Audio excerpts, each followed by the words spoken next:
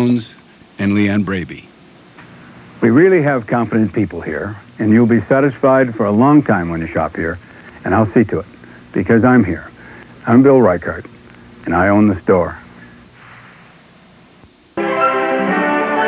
This is CNN. Bill Clinton has trouble telling the truth. I want to respond to some of tell the truth. George Bush taking credit for the Berlin Wall coming down is like the rooster taking credit for the sunrise. Now, I feel like I'm an observer at a ping pong game. Turn to tough talk, wisecracks, and finger-pointing during their debate. Dan Quayle and James Stockdale will be here to talk about the race.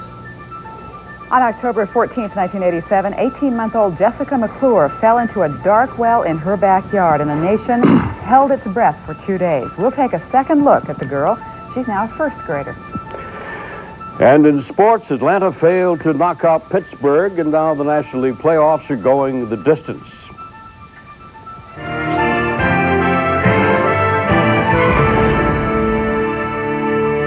This is CNN Morning News. 90 minutes of news, interviews, and viewer phone calls. With Reid Collins in Washington and Donna Kelley and Bob Cain in Atlanta.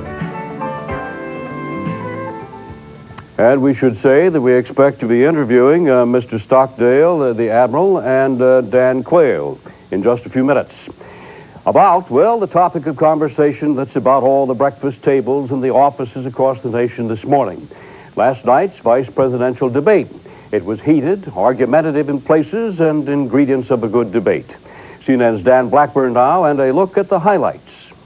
The candidates will have a minute. Both Senator Al Gore and Vice President Dan Quayle wasted no time getting down to brass knuckles. Their opening remarks set the tone for the entire debate. Gore struck first. when the recession came, they were like a deer caught in the headlights, paralyzed into inaction, blinded to the suffering and pain of bankruptcies and people who are unemployed. Bill Clinton does not have the strength nor the character to be president of the United States. That was a theme to which Quayle returned repeatedly. Bill Clinton has trouble telling the truth. Gore, however, preferred to focus on the economy. Do you seriously believe that we ought to continue the same policies that have created the worst economy since the Great Depression? The third man in the debate, Ross Perot's running mate, former Admiral James Stockdale, found the often heated exchanges a bit disturbing. And I think America is seeing right now the reason this nation is in gridlock. But on some issues, like health care, Stockdale also found himself coming up short. Well, I'm out of ammunition on this. Well, let me talk now. Meanwhile, both Quayle and Gore continued their verbal counterpunching. This is Quayle cutting off Gore. Take a breath out, inhale. And later, when Quayle was defending term limits... It's ridiculous that a member of Congress can serve for 30, 40, 50 years and you limit the terms of the president, but that's another subject. We're fixing to limit one. Yeah. We're gonna limit. The exchanges still were echoing in the debate hall when backers of each of the candidates surged into the press room to put their spin on the proceedings. What you got from Bill Clinton to Al Gore is trickle-down misrepresentations. And tonight was Dan Quayle's finest hour. Dan Quayle even fell below the low expectations that most Americans had of him. Al Gore exceeded the expectations, which were very high. As they left Georgia Tech, both Quayle and Gore predictably claimed victory. I thought it was terrific. At a nearby rally, Admiral Stockdale offered his assessment. Quite a spectacle out there, and I think we saw what we're up against, which is a bunch of professionals just playing ping pong. Tuesday's debate differed from last Sunday's presidential affair in that it featured only a single moderator and more interplay among the candidates. The presidential candidates will sample the single moderator format on Thursday in Richmond. Dan Blackburn, CNN, Atlanta. Well, a lot of verbal shots were fired during that vice presidential debate, and one major casualty could have been truth. Brooks Jackson of CNN Special Assignment reports on who was overstating, who was understating, and who was misstating.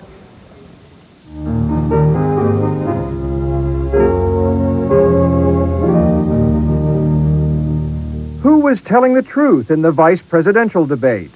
One of the proposals that Senator Gore has suggested is to have the taxpayers of America spend $100 billion a year on environmental projects in foreign countries. Just not foreign true. aid. Well, Senator, it's in your book on page 304. No, it's not. It is there. Dan Quayle was flat wrong about that.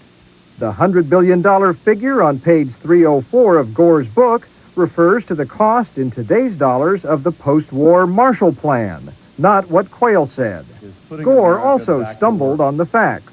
Bill Clinton and I will create good, high-wage jobs for our people, the same way he has done in his state. High-wage jobs in Arkansas? Wrong.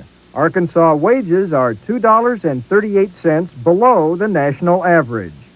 The understatement of the evening was made by Admiral James Stockdale, Ross Perot's running mate. I've seen the cost of living double in my lifetime. True, and how? The cost of living has increased 600% since 1950, and Stockdale was born in 1923. But it was Quayle who repeatedly twisted and misstated the facts. I hope that when you talk to those people, you said, and the first thing that Bill Clinton and I are going to do is raise $150 billion in new taxes. You've got that wrong, too. And the first, that is part of your plan, $150 billion in new taxes. Quayle misrepresented Clinton's economic plan, which calls for a net tax increase of only $46 billion, spread over 4 years. The $150 billion Quayle mentioned, minus $104 billion in cuts he neglected to mention. Everybody making more than $36,000 a year will have their taxes increased if Bill Clinton is President of the United States. That claim is unsubstantiated. It's based on a long series of debatable assumptions by the Bush campaign, all disputed by Clinton. You know full well the Caribbean Basin Initiative. You've supported that. No. That is a program there. I voted against it. You have voted for it in your record? No. Okay. Once again, Quayle was wrong. The record shows Gore voted against final passage of the initiative in 1983. The political reality is that voters don't score campaign debates on the basis of who gets the facts straight, but if they did, Dan Quayle would have lost Tuesday night's debate, hands down. Brooks Jackson, CNN Special Assignment.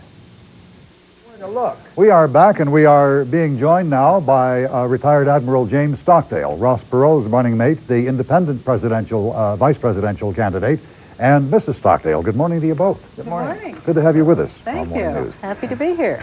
Admiral, everybody else is spin doctoring your performance last night.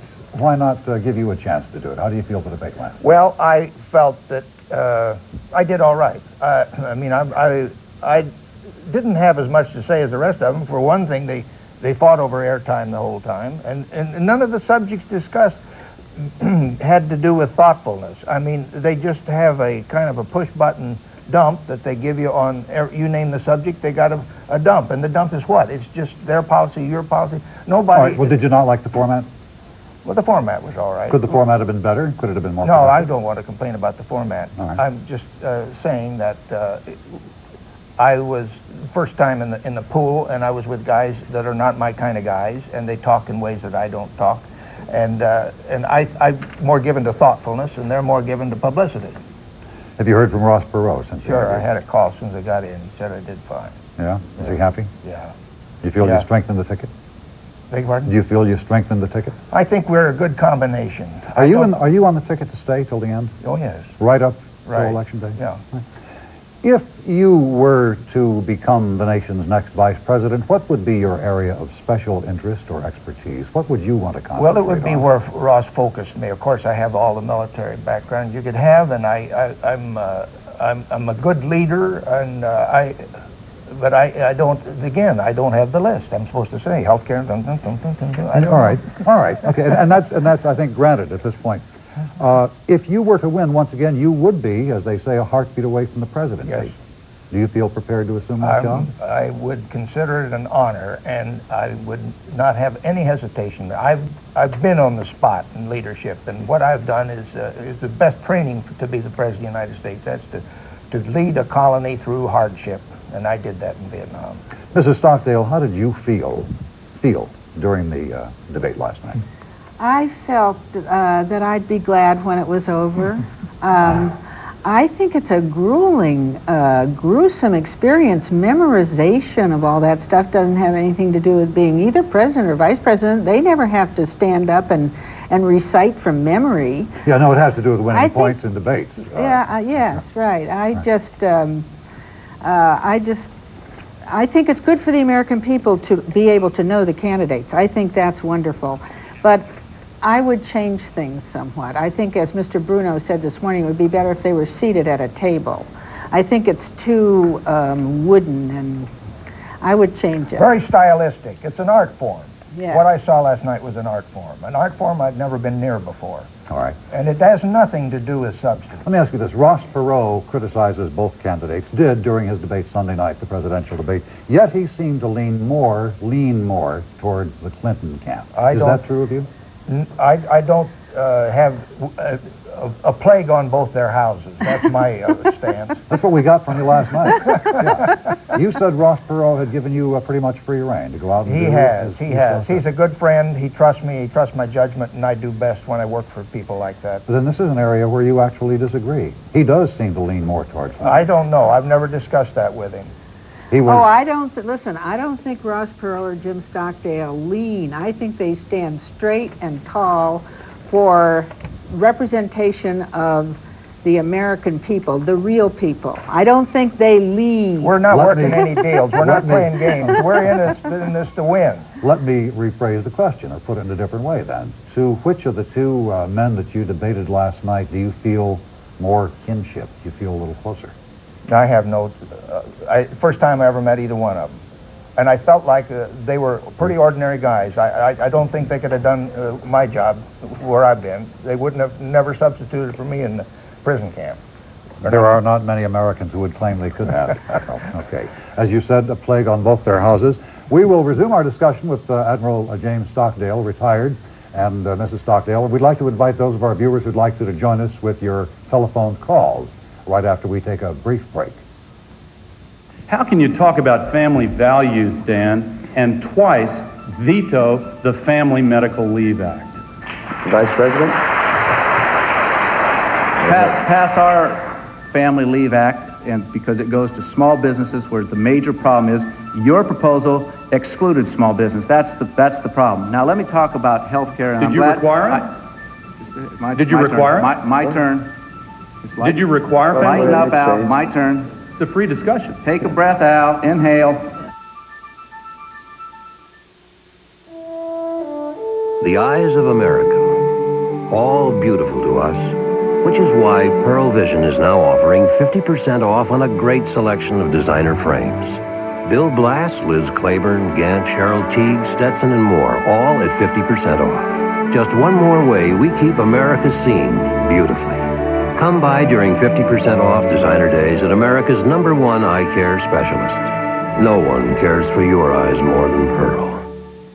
Let me get this straight. You're in Barstow, California Monday, Phoenix, Arizona Tuesday, Gallup, New Mexico Wednesday, then Dallas, Texas, Topeka, Kansas, Memphis, Tennessee, Charlotte, North Carolina, and New York, New York.